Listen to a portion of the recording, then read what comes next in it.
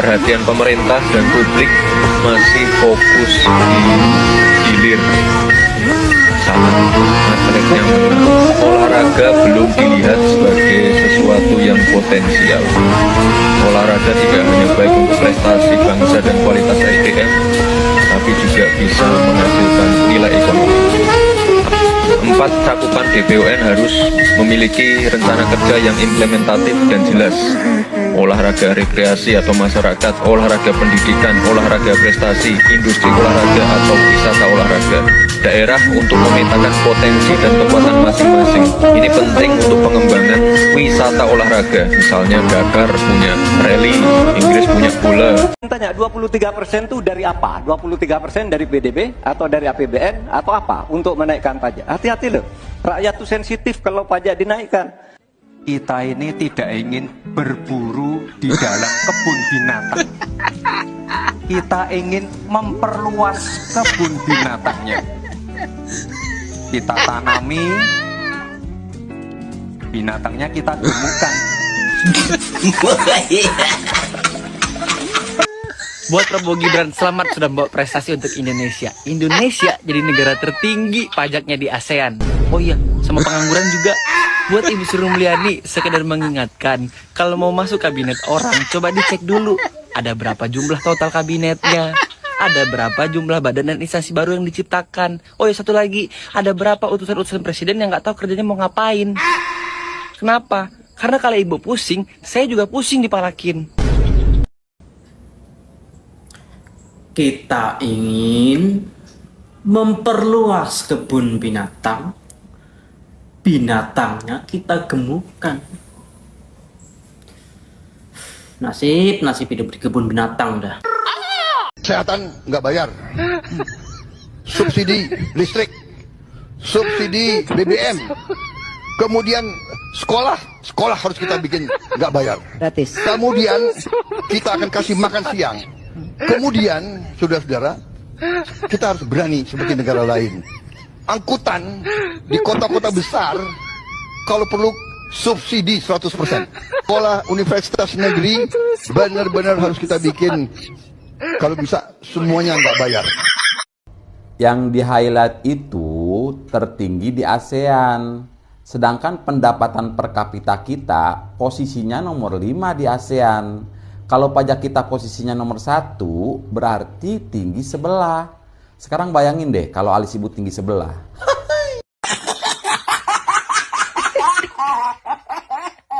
Assalamualaikum warahmatullahi wabarakatuh. Kembali lagi di channel Ken Fatih. Nah, oke teman-teman semua, bagaimana kabar kalian semuanya? Semoga dalam keadaan baik-baik saja ya, dan dilancarkan segala rezekinya. Amin amin ya rabbal alamin. Nah, oke teman-teman semua, terbuktikan sekarang kalau Pak Prabowo itu hanya omon-omon teman-teman. Padahal dulu beliau ini sebelum menjadi presiden sering berjanji teman-teman, sering berjanji terhadap rakyat Indonesia bahwasanya Pak Prabowo ini tidak akan menyengsarakan rakyat katanya teman-teman. Tapi faktanya setelah terpilih menjadi presiden dan padahal belum genap 100 hari ya teman-teman, Pak Prabowo ini menjabat menjadi presiden. Nanti per tanggal 1 Januari tahun 2025 PPN kita naik menjadi 12% teman-teman. Dan terbuktikan siapa sekarang yang omon-omon.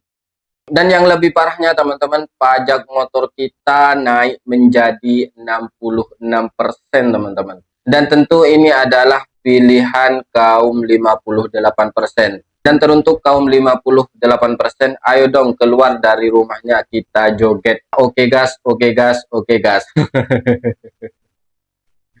Aduh, tapi ini seharusnya tugasnya kaum 58% ya teman-teman. Jika ada kebijakan-kebijakan dari pemerintah yang merugikan rakyat Indonesia, apalagi terhadap rakyat menengah ke bawah ya teman-teman, seharusnya kaum 58% paling lantang untuk bersuara dan menolak kebijakan pemerintah tersebut. Nah, oke teman-teman semua, tanpa perlu berlama-lama, mari kita simak apa yang menjadi komentar-komentar daripada netizen terhadap Pak Prabowo dan juga terhadap Pak Mulyono ya teman-teman. Nah oke teman-teman semua, ini dia videonya. Ketika masih cuti, Wali Kota Azlau. Kelihatannya sih nggak susah-susah amat ngatasi banjir dan macet Jakarta. Jati, Gubernur Kajarta. Banjir dan macet Jakarta akan sangat mudah diatasi ketika saya jadi presiden. Ketika udah Jati, Presiden. Pemindahan ibu kota adalah solusi paling tepat untuk atasi banjir dan macet Jakarta. Pak Prabowo, Mas Gibran, udahlah, nggak usah bagi-bagi susu buat anak saya, nggak usah juga bagi-bagi catering makan siang gratis buat anak saya, nggak usah. Yang penting nggak usah naikin pajak 12%. Percuma bagi-bagi susu, bagi-bagi makan siang gratis, ujung-ujungnya pajak naik 12%. Anak-anak udah dikasih susu, dikasih makan gratis, minta duit juga ke orang tua. Sama aja, pusing, pusing.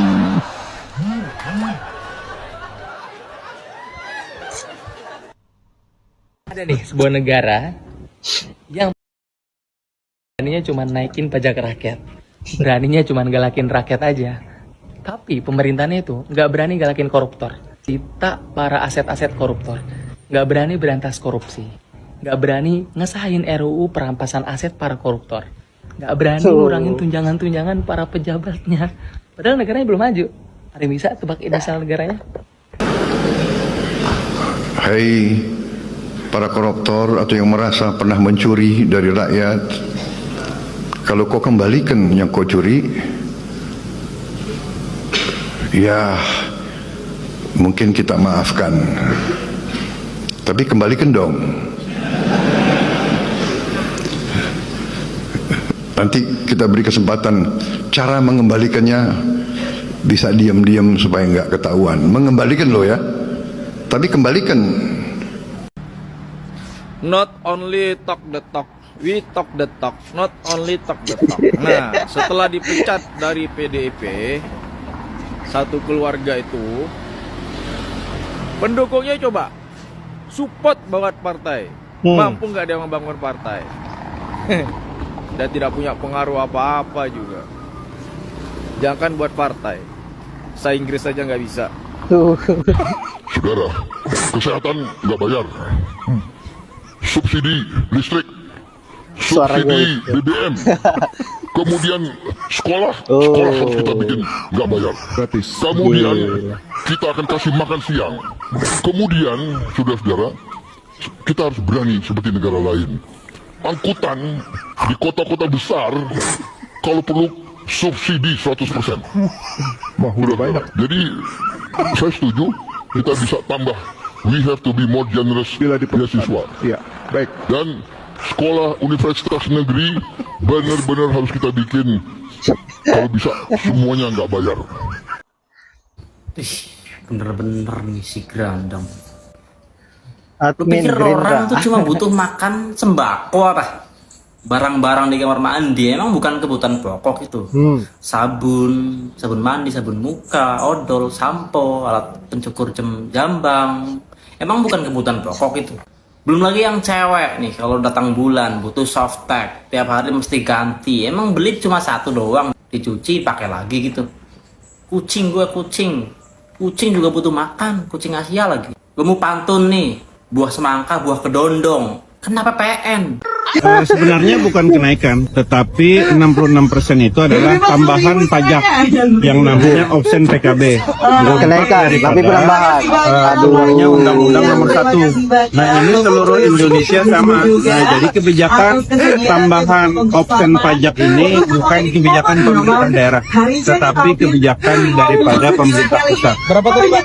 66% dari pokok pajak yang dibayarkan. Nah bisa bayar pajak sepeda motor motor sebelumnya 100.000. Kemudian dengan adanya option PKB ini, maka dari 100.000 itu ditambah menjadi 60%, sehingga 66.000 kan. Nah jadi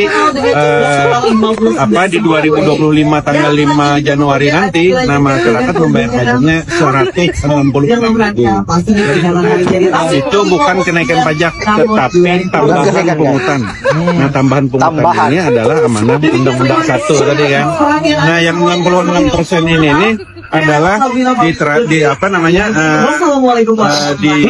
untuk pemerintah kabupaten kota. Berarti bukan dari daerah lah. Bukan dari daerah. Bukan untuk hanya di Kalsel, tapi seluruh Indonesia. Seluruh Indonesia. Itu Jadi bukan kenaikan namanya, tapi ada option PKB dan BBNKB. Option itu adalah tambahan pungutan pajak. Nah ini untuk kabupaten kota. Nah, jadi ini kebijakan pemerintah pusat. Aduh, Pak Prabowo. Bukan kenaikan pajak katanya, tapi kalau seandainya bisa bayar pajak 100.000 jadi 166.000 teman-teman. Jadi maksudnya yang 66.000 itu sedekah rakyat terhadap pemerintah. Kan lucu teman-teman, cuman ada di Konoha rakyatnya, cuman ada di negeri Konoha rakyatnya yang bersedekah terhadap pejabat, rakyatnya yang bersedekah terhadap pemerintah. Cuman ada di negeri Konoha teman-teman. Ya Allah. Padahal dulu sebelum menjadi presiden, Pak Prabowo ini sering berkata teman-teman, beliau ini tidak akan menyengsarakan rakyat Indonesia, dan beliau ini tidak ingin mati katanya teman-teman sebelum beliau dapat mensejahterakan seluruh rakyat Indonesia. Tapi faktanya sekarang baru saja menjabat menjadi presiden, PPN sudah naik. Dan yang lebih parahnya teman-teman, koruptor mau dimaafkan. Kan lucu teman-teman.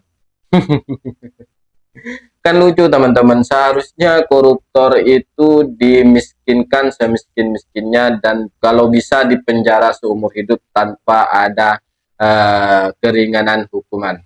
Dan seharusnya ini menjadi tugas kaum 58% yang teman-teman, karena Pak Prabowo ini adalah pilihan kaum 58%.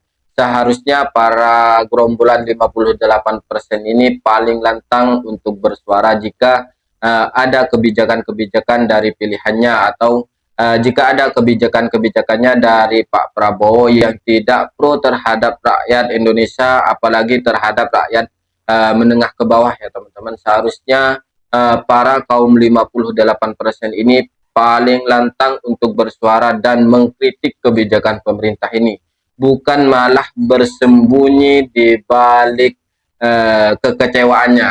Nah oke teman-teman semua, sekian dari saya. Wassalamualaikum warahmatullahi wabarakatuh.